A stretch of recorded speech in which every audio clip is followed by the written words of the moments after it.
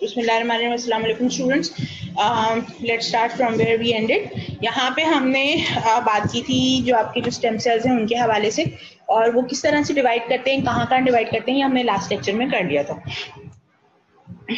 Growth and reproduction of different stem cells are controlled by multiple proteins which are known as growth inducers. Four major growth inducers are interleukin-3 जो कि production और growth को promote करता है तमाम की तमाम जो स्टेम सेल्स हैं उनके अंदर। इसके अलावा स्पेसिफिक टाइप के इंड्यूसर्स अलग हैं।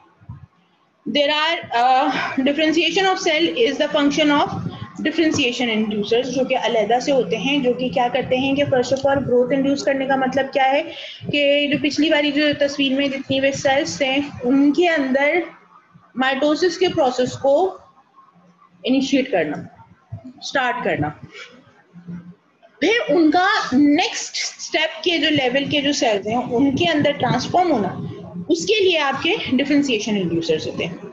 ठीक है जी। अच्छा, अब यहाँ पे अगर आप देख रहे हैं तो ये जो पिक्चर है ये है pluripotent stem cell. Pluripotent stem cell से आपके सेल्स इधर देखें, ईपीओ इरिथ्रोपोइटिन, ये डिफरेंशिएशन है, ये प्लूरिपोटेंट स्टेम सेल को डिफरेंशिएट करता है इनटू आरबीसीज। ठीक है जी। थ्रोम्बोपोइटिन या इंटरल्यूकिन 11, ये दोनों क्या करते हैं, डिवीजन इंड्यूस भी करवाते हैं और डिफरेंशिएशन भी कराते हैं into megakaryocytes and then into platelets. Interleukin 7 ये क्या करता है, ये आपका वो बनाता है lymphoid stem cells. Lymphoid stem cell से जो है टी लिम्फोसाइट्स बनते हैं, और अगर इंटरल्यूकिन 6 ने इंटरफेयर कर दिया तो टी की जगह बी लिम्फोसाइट्स बन जाएंगे। तो इसका मतलब क्या हुआ कि अगर स्टेम सेल्स मौजूद हैं और डिवीजन हो रही है तो टी लिम्फोसाइट्स बनेंगे, लेकिन अगर यही स्टेम सेल्स जब जाके लिम्फ नोड्स में या टॉन्सिल्स में मौजूद होते हैं तो वहां पे इंटरल्यूकिन 6 मौजूद होता है जो कि इनको जो है वो ट्रांसफॉर्म करता है into B lymphocytes in place of T lymphocytes. ठीक है जी। उसके बाद फिर आप आ जाते हैं यहाँ पे GM-CSF यानी colony stimulating factor for granulocytes and monocytes. Now यहाँ पे आने के बाद जो GM-CSF आपको बना के देता है सेंटर का, मतलब वो कौन सा सेल था आपका, ब्लास्ट नहीं, सॉरी, ग्रैनुलोसाइट मोनोसाइट्स के जो कॉलोनी फॉर्मिंग यूनिट्स। ठीक है। Now this colony forming unit is then transformed into monocyte by monocyte colony stimulating factor, या फिर ग्रैनुलोसाइट कॉलोनी स्टिमुलेटिंग फैक्टर से ग्रैनुलोसाइट बन जाते हैं। अब ग्रैनुलोसाइट कॉलोनी स्टिमुलेटिंग फैक्टर खाली न्यूट्रोफिल्स बनाएगा। अगर ग्रैनुलोसाइट कॉलोनी स्टिमुलेटिंग फैक्टर के साथ इंटरल्यूकिन 3 मिल गया है तो बेसोफिल्स, इंटरल्यूकिन 5 मिल गया है तो इओसिनोफिल्स। अब ये बात आपको क्लियर हो गई होगी कि हर एक जो ट्रांसफॉर्मेशन है उसके लिए जो डिफरेंशिएशन एंड ग्रोथ इंड्यूसर्स हैं वो डिफरेंट है। हर लेवल के ऊपर डिफरेंट जो इंड्यूसर्स हैं और जो वो काम कर रहे होते हैं, और इस तरह से आपके सेल्स जो हैं वो डिफरेंशिएट हो पाते हैं। यहाँ तक अगर बात क्लियर हो गई है तो हम आगे चलते हैं। Now this is the stage of erythropoiesis. इसके अंदर क्या है, अच्छा जी, इसके अंदर अगर आप देख सकते हैं ये वहां तक बात हुई थी जहां पे हमने वहां छोड़ा था कि जी आपके ब्लास्ट सेल्स बन गए हैं। ब्लास्ट सेल्स बनने के बाद इरिथ्रोसाइट्स बनते हैं। कैसे बनते हैं कि ब्लास्ट सेल से प्रो इरिथ्रोब्लास्ट बनता है, प्रो इरिथ्रोब्लास्ट से बेसोफिल इरिथ्रोब्लास्ट बनता है, फिर polychromatophil erythroblast, orthochromatic erythroblast, reticulocytes and then erythrocytes. अच्छा, रेटिकुलोसाइट से पहले की अगर आप तमाम स्टेजेस देखें तो तमाम स्टेजेस के अंदर आपको न्यूक्लियस मिल रहा है, सेल की साइज बहुत बड़ी है। ठीक है जी। और न्यूक्लियस जो है वो कंटिन्यूसली काम कर रहा है with very much in large kind of in chromatin. ठीक है जी। शुरू में बेसोफिलिक स्टेन लेते हैं, यानी सारे के सारे बेसोफिलिक सब्सटेंसेस मौजूद हैं, न्यूक्लियस मौजूद है, ऑर्गेनीज मौजूद हैं, तो ये बेसोफिलिक स्टेन उठा रहा होता है। उसके बाद जैसे जैसे मैचुरेशन करीब आनी शुरू होती है, आपका न्यूक्लियस जो है वो कंडेंस होना शुरू हो जाता है, छोटा होना शुरू हो जाता है, ऑर्गेनीज की तादाद कम होनी शुरू हो जाती है। रेटिकुलोसाइट्स के टाइम पे यानी ऑर्थोक्रोमैटिक इरिथ्रोब्लास्ट से रेटिकुलोसाइट की फॉर्मेशन में आपका न्यूक्लियस जो है वो फ्रैगमेंट हो जाता है, न्यूक्लियस फ्रैगमेंट हो जाता है और साथ में जो है आपके जो ऑर्गेनील्स हैं वो खत्म हो जाते हैं। जब ऑर्गेनील्स खत्म हो जाते हैं तो नेट रिजल्ट ये निकलता है कि इस स्टेट पे रेटिकुलोसाइट्स जो हैं वो डायबिटीज के थ्रू बोन मैरो से निकल के ब्लड वेसल्स में आने शुरू हो जाते हैं and with in very next 2 days जो है ये जितना भी कंटेंट है, जो क्रोमैटिन कंटेंट है, ये आरबीसीज में से बाहर निकल जाता है और रिमेनिंग जो आपके पास एरिथ्रोसाइट्स, मैच्योर एरिथ्रोसाइट्स आ जाते हैं जो कि आपकी वही बाइकॉनकेव डिस्क विद पेरिफेरी थोड़ी सी मोटी और जो सेंटर है वो थोड़ा सा बारीक। ठीक है जी। इसके अंदर आपका जो प्रोएरिथ्रोब्लास्ट है, जैसे मैंने आपको बताया कि एरिथ्रोसाइट्स के जो कॉलोनी स्टिमुलेटिंग फैक्टर है वो उधर से colony forming unit of erythrocyte से वहां से बनता है। ये मल्टीपल डिवीजन से बेसोफिल एरिथ्रोब्लास्ट बनते हैं जो कि बेसिक डाइस को करते हैं। वजह उसकी ये है कि इसमें हीमोग्लोबिन अभी बिल्कुल कम है। अच्छा, एक और भी चीज है, किसी भी चीज को रेड स्टेन देने के लिए ना आयरन कंटेनिंग कंपाउंड्स बहुत इंपॉर्टेंट होते हैं। आयरन कंटेनिंग कंपाउंड्स से जो भी एंजाइम्स बनते हैं वो उस स्पेसिफिक ऑर्गन को जहां पे वो आयरन कंटेनिंग एंजाइम्स मौजूद होते हैं रेड कलरेशन देते हैं। अब आपका एग्जांपल के तौर पे हम इस तरह से बात कर सकते हैं कि हमने बात की कि आरबीसीज जो हैं वो रेड हैं। ठीक है, वजह क्या है कि आरबीसीज के अंदर हीमोग्लोबिन मौजूद है और हीमोग्लोबिन में आयरन मौजूद है, तो आयरन कंटेनिंग कंपाउंड होने की वजह से हीमोग्लोबिन रेडिश कलर देता है। यहाँ तक बात समझ में आ गई? तो इसका मतलब क्या हो गया कि जी आरबीसी जो है वो रेड हो गए। अच्छा, पिछले दिनों आपको मैंने बताया भी था कि जो हमारे जो स्केलेटल मसल्स हैं वो 2 तरह के होते हैं, एक व्हाइट मसल्स होते हैं, दूसरे रेड मसल्स होते हैं। जो रेड मसल्स होते हैं they have basically very large amount of what myoglobin. Myoglobin is the single unit of hemoglobin, यानी 4 प्रोटीन्स मिलके हीमोग्लोबिन बनाते हैं और उन 4 में से जो सिंगल यूनिट है, अगर फॉर एग्जांपल 4 है ना, तो जो 1 यूनिट है अगर वो एक इंडिविजुअली उसको डील किया जाए तो वो एक मायोग्लोबिन कहलाता है। अभी आगे जब हीमोग्लोबिन की सिंथेसिस पढ़ेंगे तो मैं उसको आपको ज्यादा डिटेल में बताऊंगी। लेकिन मायोग्लोबिन चूंकि आयरन कंटेनिंग कंपाउंड है तो उसकी प्रेजेंस की वजह से जहां पे जिन मसल्स में मायोग्लोबिन ज्यादा मौजूद होता है वो मसल्स रेड कलरेशन देते हैं और उसकी वजह से ये रेड मसल्स कहलाते हैं। तीसरा जो जगह है जहाँ पे आयरन कंटेनिंग एंजाइम्स बहुत ज्यादा मौजूद होते हैं वो है लिवर, क्योंकि वहां पे आपका जो साइटोक्रोम P450 एंजाइम सिस्टम है उसमें साइटोक्रोम का जो वर्ड इस्तेमाल हो रहा है, cyto means cell, chrome means colour, यानी सेल्स को कलर देने वाला कंपाउंड है साइटोक्रोम। P450 एंजाइम सिस्टम में मल्टीपल एंजाइम्स इसके अंदर मौजूद है, सबका जो बेसिक बैकबोन है वो आयरन कंटेनिंग कंपाउंड है। तो आयरन की मौजूदगी की वजह से जो वो कलर है वो रेड होता है एंजाइम का, और वो एंजाइम चूंकि बहुत ज्यादा मिकदार में जो लिवर के सेल्स में मौजूद है उसकी वजह से वो लिवर को रेड कलर देता है। सो दैट मीन्स कि आपका जो आयरन कंटेनिंग कंपाउंड है वो रेडिश कलर देता है। ये बहुत इंपॉर्टेंट चीजें याद रखिएगा। आपकी तमाम ऑर्गन्स रेड नहीं है, वजह क्या है कि उन तमाम ऑर्गन्स के अंदर हीमोग्लोबिन या आयरन कंटेनिंग कंपाउंड मौजूद नहीं है। तो आपको स्पेसिफिकली पता होना चाहिए कि आपके वो कौन से ऑर्गन्स हैं जो आयरन कंटेनिंग कंपाउंड्स की मौजूदगी की वजह से रेड कलर के हैं, और उनमें आपके पास जो 3 ऑर्गन्स आते हैं, स्पेसिफिकली 3 ऑर्गन्स आते हैं, वो है ब्लड, मसल्स एंड लिवर। लेकिन थर्ड जो फोर्थ जो ऑर्गन है जो कि रेडिश कलर दे रहा होता है वो है spleen, and spleen is basically red because कि वो जगह है जहां पे आरबीसीज का ब्रेकडाउन होता है।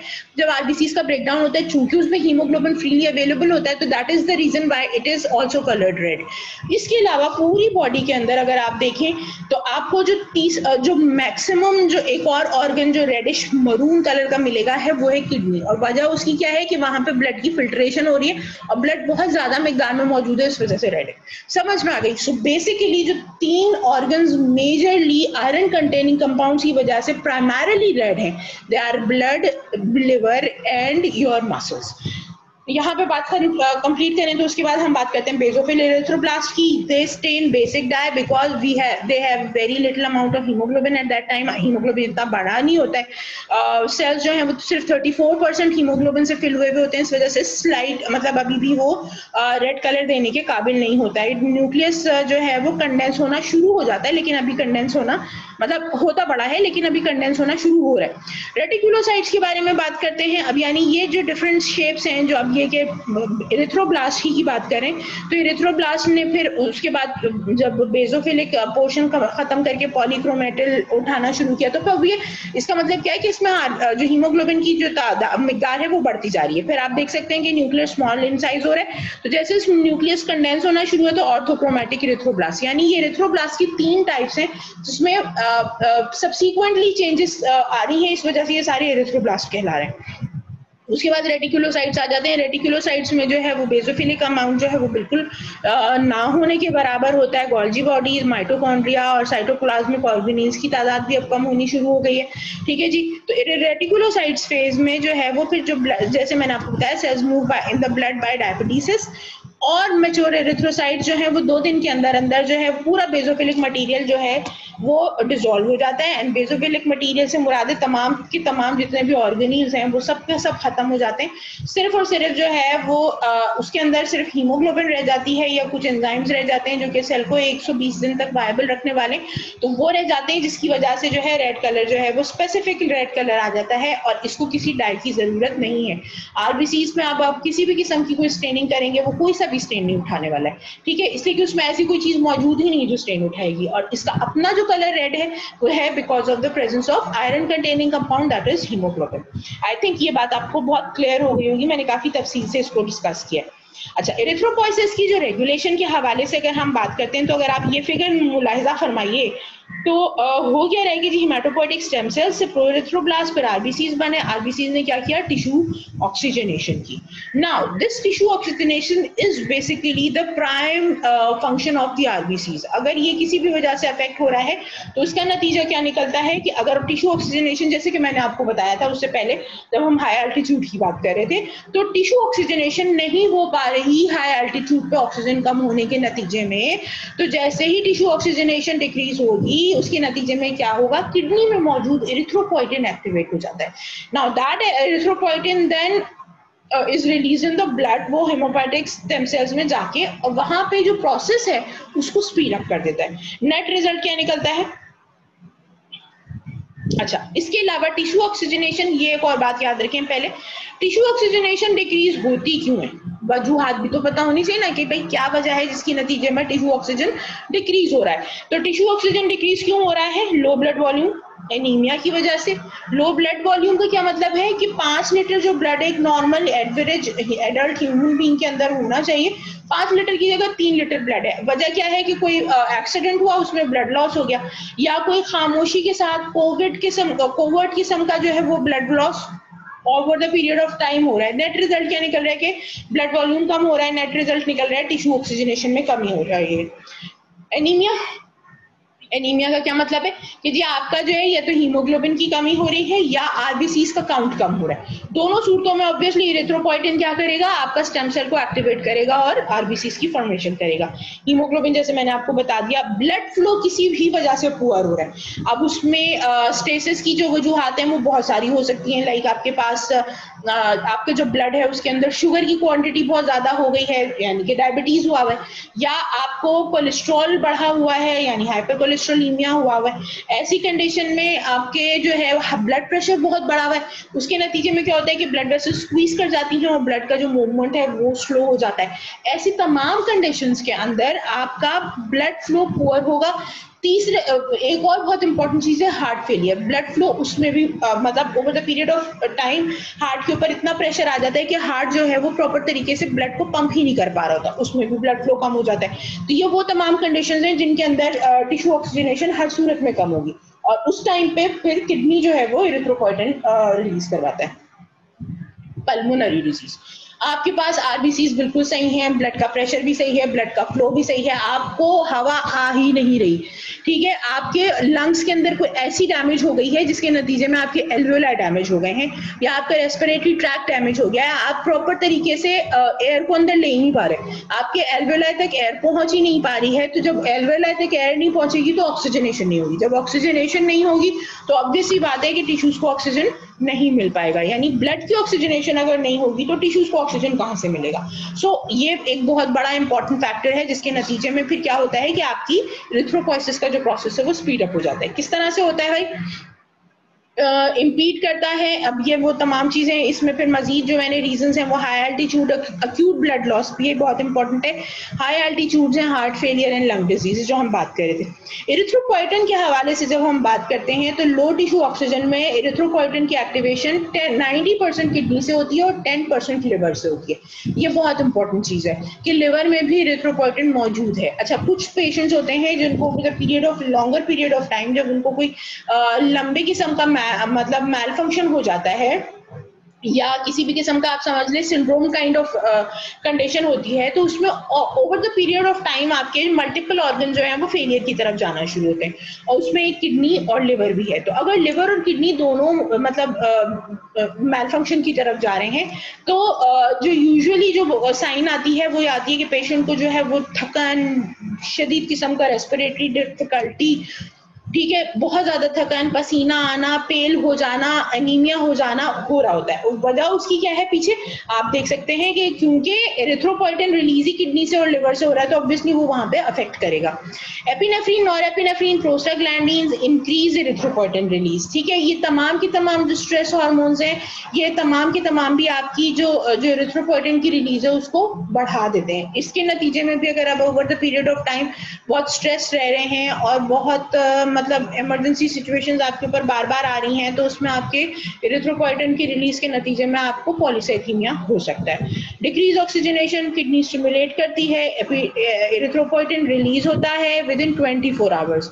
आरबीसीज का प्रोडक्शन होता है और आरबीसी काउंट 5 दिन के बाद बढ़ेगा। ये याद रखिएगा कि ये जादू की छड़ी नहीं है कि जी यूं करके ऑक्सीजनेशन खत्म हुई, यूं करके जो है वो इरिथ्रोपोइटिन रिलीज हुआ और यूं करके आरबीसीज का काउंट बढ़ गया और आप जो है एक दिन पहले आपने देखा उसके बाद आपने बोला कि जी अब तो इरिथ्रोपोइटिन हो गया है तो अब तो आरबीसीज काउंट बढ़ जाना चाहिए एक दिन के अंदर। ऐसा नहीं होता, कम से कम भी ये पूरा प्रोसेस है जनरेट होके ब्लड का काउंट नॉर्मल होने में 5 दिन लग जाते हैं, ठीक है जी। फंक्शन ऑफ इरिथ्रोपोइटिन क्या है कि प्रो इरिथ्रोब्लास्ट को एक्टिवेट करना, बनाना ज्यादा।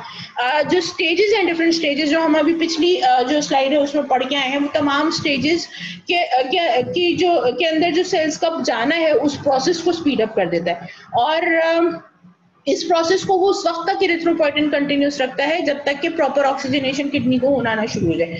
जब तक किडनी को प्रॉपर ऑक्सीजनेशन नहीं मिलेगी, किडनी जो है वो उस इमरजेंसी सिचुएशन को मेंटेन रखेगा, इरिथ्रोपोइटिन को रिलीज करता रहेगा और इरिथ्रोपोइटिन जो है वो इंटर्न बोन मैरो को स्टिमुलेट करता रहेगा, ठीक है जी। आरबीसीज की मैच्योरेशन के हवाले से बात करते हैं तो फाइनल मैच्योरेशन की जो है आरबीसीज की वो विटामिन B12 और फोलिक एसिड करवाते हैं। These are essential for synthesis of DNA, यानी थायमिडीन ट्राइफॉस्फेट जो एक आपका बहुत ही इंपॉर्टेंट प्यूरिन डेरिवेटिव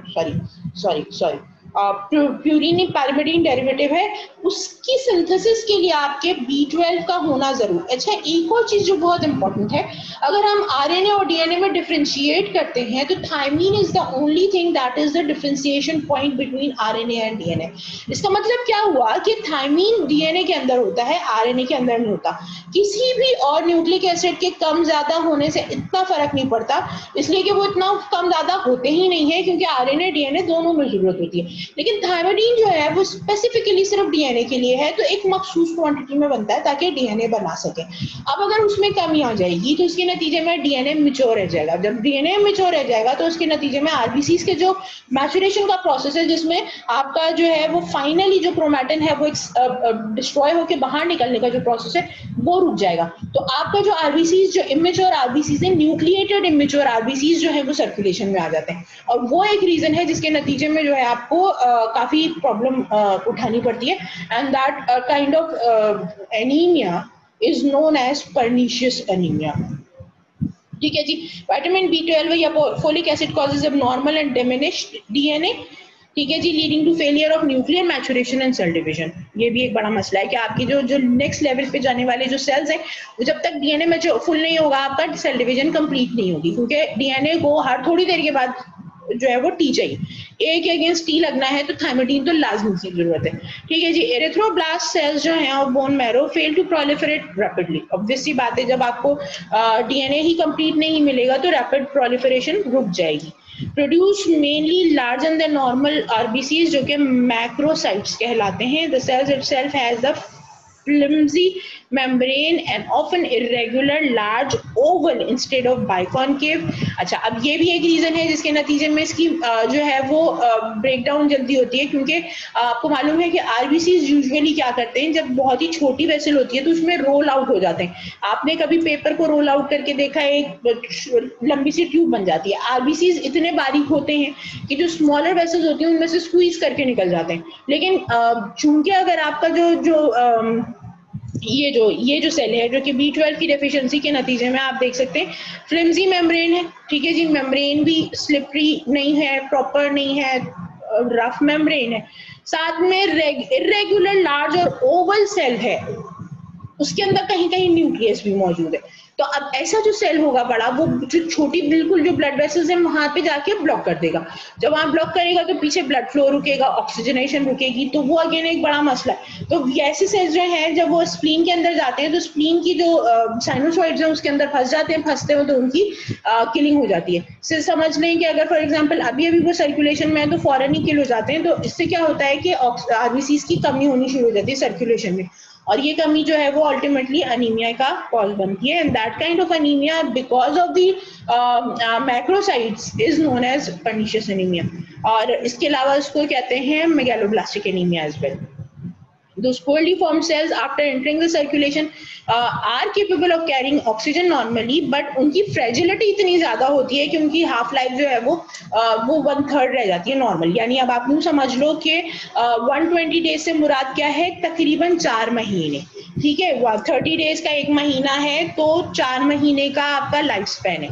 अब ये जो आपकी जो सेल्स हैं जो 1/3 लाइफ रह जाती है इनकी, तो महीने से कम या हाँ महीने से 20-21 डेज के अंदर सेल्स खत्म हो जाते हैं। अब आप खुद अंदाजा लगा सकते हैं कि 20-21 डेज के अंदर अगर सेल्स खत्म हो रहे हैं तो बहुत तेजी के साथ, मतलब जो प्रोडक्शन का जो प्रोसेस है वो तो वैसे ही रहना है ना, उसको तो कोई चेंज नहीं आने वाला। तो वो 120 डेज के हिसाब से सेल सर्कुलेशन में डाल रहा होता है, और आपके सेल्स जो है वो 120 डेज से पहले खत्म हो रहे होते हैं। तो उसकी वजह से क्या होता है कि जो एंट्री और एग्जिट का जो एक फाइन बैलेंस मेंटेन हुआ हुआ था वो खत्म हो जाता है, और उसके नतीजे में क्या होता है कि आ कम रहे हैं, जा ज्यादा रहे हैं, तो डेफिशिएंसी प्रोड्यूस हो जाती है सेंटर में, यानी सर्कुलेशन में आपको आरबीसीज की डेफिशिएंसी मिलनी शुरू हो जाती है। Deficiency of B12 causes maturation failure, ठीक है जी। अच्छा, अब इसके बाद क्या है, failure of maturation cause by folic acid. Folic acid जो है वो नॉर्मल कॉन्स्टिट्यूट है ग्रीन वेजिटेबल का, सम फ्रूट्स में होता है, मीट के अंदर यानी स्पेशली लिवर के अंदर मौजूद होता है। डेफिशिएंसी अल्कोहलिक्स और प्रेग्नेंट फीमेल्स के अंदर इसकी पाई जाती है।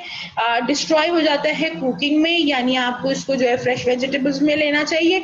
जीआई एब्जॉर्प्शन एबनॉर्मैलिटीज लाइक स्प्रू में मैल एब्जॉर्प्शन ऑफ विटामिन्स होता है। स्प्रू क्या है, बेसिकली कि आपकी जो जीआईटी की जो एब्जॉर्प्टिव मेम्ब्रेन है वो इतनी कम हो जाती है कि उसकी वजह से जो प्रॉपर न्यूट्रिएंट्स हैं उनकी एब्जॉर्प्शन नहीं हो पा रही होती। तो उस एब्जॉर्प्शन के नतीजे में जो है सबसे ज्यादा जो अफेक्ट होते हैं वो आपके ट्रेस एलिमेंट्स होते हैं, जिसमें आपके मिनरल्स आ जाते हैं एंड विटामिन्स आ जाते हैं। Anaemia therefore related is because of chronic. अच्छा, यहाँ पे अभी तक मैंने आपसे बात की थी कि एनीमिया जो है या तो लिवर फेलियर की वजह से या किडनी फेलियर की वजह से हो सकता है, लेकिन अगर तो प्रोलॉन्ग इंटेस्टिनल प्रॉब्लम्स हैं, डिसऑर्डर्स हैं, तो भी एनीमिया होगा। वजह क्या है, B12 की डेफिशिएंसी या फोलिक एसिड की एब्जॉर्प्शन की डेफिशिएंसी की वजह से।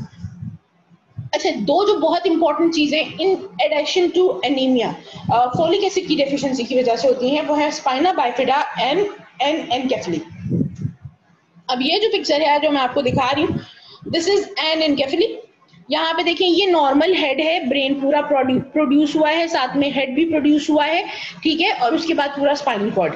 एनेनकेफेली के अंदर आप देख सकते हैं कि सर छोटा रह जाता है, बल्कि सर मतलब पूरा होता ही नहीं है, स्कल भी छोटा रह जाता है, और ब्रेन जो है वो प्रॉपरली डेवलप नहीं हो पाता, and that is because of deficiency of folic acid. Spina bifida आप देख सकते हैं, ये नॉर्मल जो आपका जो एम्ब्रियो है, जो इसकी जो मैचुरेशन हो रही है, इनिशियली 21 डेज के ऊपर जो है वो न्यूरल ट्यूब इस तरह की होती है। न्यूरल ट्यूब से मुराद ये है ये आपका फ्यूचर ब्रेन और स्पाइनल कॉर्ड बनने वाला है, ठीक है जी। तो 21 days of intra uterine life यानी आफ्टर फर्टिलाइजेशन जो 21st डे है हम उसकी बात कर रहे हैं। सो उसके अंदर जो है आप देख सकते हैं कि न्यूरल ट्यूब जो है वो आहिस्ता आहिस्ता बंद होना शुरू हुई है बैक पे। 22 डेज पे ये इतनी बंद हो जाती है और 24 डेज के ऊपर इसको पूरा बंद हो जाना होता है। लेकिन आपकी जो फोलिक एसिड डेफिशिएंसी होती है उसके अंदर ये देखें बाइफिड स्पाइन हो जाती है, यानी स्पाइन के दो मुंह बन जाते हैं, ये सुराख रह जाता है और इसमें से जो है मतलब काफी सारे मेनिंजोसील वगैरह बन जाता है, काफी प्रॉब्लम्स हो जाती हैं। ठीक है जी, मूवमेंट डिसऑर्डर्स आते हैं इसकी वजह से, जो आपका जो लोअर एक्सट्रीमिटी होती है उसकी डेवलपमेंट नहीं हो पाती, ग्रोथ नहीं हो पाती है और जो बेबी है अगर वो सर्वाइव कर भी जाए, छोटा बच्चा अगर वो सर्वाइव कर भी जाए, इतना बड़ा डिजास्टर लेके अगर वो सर्वाइव करता भी है तो वो अपाहज रहता है पूरी लाइफ, चलने फिरने और बहुत सारे जो मेंटल जो एबनॉर्मैलिटीज है वो उसको हो सकती हैं। और ये कब हो रहा है? जब मदर जो है वो ठीक से फोलिक एसिड नहीं ले पा रही है, तो प्रेगनेंसी के अंदर जो है फोलिक एसिड की डेफिशिएंसी में अल्टीमेटली लीड टू दिस। अच्छा, अब आपकी हम अगर बात करते हैं फोलिक एसिड कर क्या रहा है बेसिकली हमारी बॉडी के अंदर, तो देखें ये फोलिक एसिड की बेसिकली जो ज़रूरत है वो प्यूरिन पैरामिडीन जो बेसिस हैं, जो आपके डीएनए के बिल्डिंग ब्लॉक्स हैं, उसके लिए बहुत ज़्यादा ज़रूरी होता है। अच्छा, माइक्रो ऑर्गेनिजम्स के अंदर क्या होता है कि आपका जो टेरिडीन प्रिकर्सर है उससे बेंजोइक एसिड बनता है, डायहाइड्रोफोलेट उससे फिर फोलिक एसिड बनता है और ये फोलिक एसिड फिर आगे जाके टेट्राहाइड्रोफोलिक एसिड बना के प्यूरिन पैरामिडीन बेसिस बनाता है। अच्छा, ये जो स्टेप है ह्यूमन बीइंग्स के अंदर ये स्टेप नहीं होता। दैट मीन्स कि हम स्टार्टिंग से फोलिक एसिड अपनी बॉडी में नहीं बना सकते। माइक्रो ऑर्गेनिजम्स ये प्रोसेस करते हैं तो उनको एडिशनल फोलिक एसिड की जरूरत नहीं होती, लेकिन ह्यूमन बीइंग्स को फोलिक एसिड डाइट में चाहिए। वो डाइट से लेके फोलिक एसिड को फिर टेट्राहाइड्रोफोलिक एसिड और देन प्यूरिन पैरामिडीन जो है वो बना सकते हैं। ठीक है जी, तो इसकी डेफिशिएंसी के नतीजे में ये आपको एबनॉर्मैलिटीज होती है। ये जो प्रोसेस है ये रुक जाता है, अगर फोलिक एसिड नहीं है तो प्यूरिन सिंथेसिस रुक जाएगी। जब थायमिडीन बनेगा ही नहीं तो ऑब्वियसली बात है, आप खुद अंदाजा लगा सकते हैं कि प्रॉब्लम आ जाएगी ना। जो malnutrition failure caused by poor absorption of vitamin B12 is basically due to GI abnormality। pernicious anemia किस तरह से होता है भाई? मसला ये है कि आपने B12 डाइट में ले लिया, अब डाइट से लेने के बाद ये इतना सिंपल नहीं है कि जी वो आया और आपने जीआईटी से एब्जॉर्ब किया और उसकी कहानी खत्म हो गई। What you have to do is that basically parietal cells of the stomach releases intrinsic factor। now this intrinsic factor is very much important for the absorption of B12, क्योंकि B12 के साथ अगर intrinsic factor नहीं लगता है तो absorption का process जो है वो नहीं हो पाएगा, B12 एक्सक्रीट आउट हो जाएगा। ठीक है जी, अब यहाँ पे क्या हुआ? इंट्रिंसिक फैक्टर रिलीज होता है, B12 के साथ अटैच होता है, ये इसका कॉम्प्लेक्स बनता है, ये कॉम्प्लेक्स जो है वो इंटेस्टाइन में जाके एब्जॉर्ब होता है पूरा का पूरा इंट्रिंसिक फैक्टर। उसके बाद इंटेस्टाइनल सेल के अंदर B12 सेपरेट आउट हो जाता है और उसके बाद यहाँ से इसको B12 बाइंडिंग प्रोटीन मिलता है जो इसको लेके सर्कुलेशन में मूव कराता है, लिवर में जाके स्टोर कराता है या वेरेवर इट इज रिक्वायर्ड वहां तक पहुंचाता है, बोन मैरो तक। ठीक है जी। अच्छा जी, B12 एब्जॉर्प्शन इन जीआईटी, ये पूरा प्रोसेस है आपका, that causes pernicious anaemia due to. अच्छा, अब वजह क्या है? गैस्ट्रिक म्यूकोजा में अगर क्रॉनिक अल्सर है, कैंसर की कोई कंडीशन है या किसी भी वजह से गैस्ट्रिक जो म्यूकोजा है उसमें डैमेजेस आ गए हैं तो उसके नतीजे में इंट्रिंसिक फैक्टर का जो रिलीज है वो रुक जाता है। अब क्या हुआ? एक तीसरी चीज आ गई एनीमिया के अंदर, यानी अभी तक हम बात कर रहे थे कि रीनल फेलियर होगा तो एनीमिया हो सकता है, लिवर फेलियर होगा तो एनीमिया हो सकता है, जीआईटी में एब्जॉर्प्शन यानी मैल एब्जॉर्प्टिव सिंड्रोम होता है तो हो सकता है। अब चौथा जो मसला है वो क्या है कि अगर जीआईटी के अंदर स्टमक के अंदर जो है वो आपका जो म्यूकोजा है वो डैमेज हो जाए किसी भी वजह से क्रॉनिक इलनेस में, तो उसके नतीजे में इंट्रिंसिक फैक्टर नहीं तो B12 की एब्जॉर्प्शन नहीं हो पाएगी, और जब B12 की एब्जॉर्प्शन नहीं हो पाएगी तो नेट रिजल्ट क्या निकलेगा आपका कि आपको B12 की डेफिशिएंसी हो जाएगी और ये B12 की डेफिशिएंसी आपको मेगालोब्लास्टिक एनीमिया कॉज कराएगी। मिनिमम डेली रिक्वायरमेंट B12 की 1 to 3 माइक्रोग्राम है।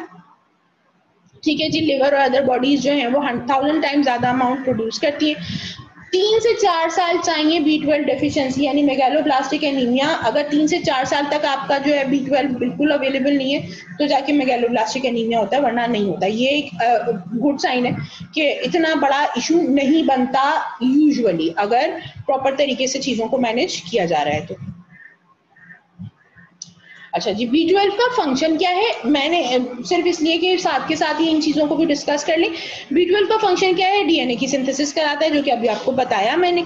एनर्जी मेटाबॉलिज्म कराता है, आपकी फिजिकल परफॉर्मेंस और वाइटैलिटी को इंक्रीज करता है। ऑब्वियस सी बात है, अगर आपको प्रॉपर ब्लड मिलेगा, प्रॉपर ब्लड होगा, प्रॉपर ऑक्सीजनेशन होगी, तो आपकी वाइटैलिटी और बढ़ जाएगी। लिपिड मेटाबॉलिज्म करवाता है, सेल मेम्ब्रेन की प्रोटेक्शन कराता है, नर्व्स और ब्रेन्स को प्रोटेक्ट करता है। हार्मोन्स, न्यूरोट्रांसमीटर्स के लिए, मैसेंजर सब्सटेंस के लिए जो है ये एक मतलब उनकी फॉर्मेशन के टाइम पे ये बेसिकली कोफैक्टर के तौर पे भी इस्तेमाल होता है। साइनाइड, होमोसिस्टीन और नाइट्रिक ऑक्साइड वगैरह के लिए डिटॉक्सिफिकेशन के तौर पे भी काम करता है।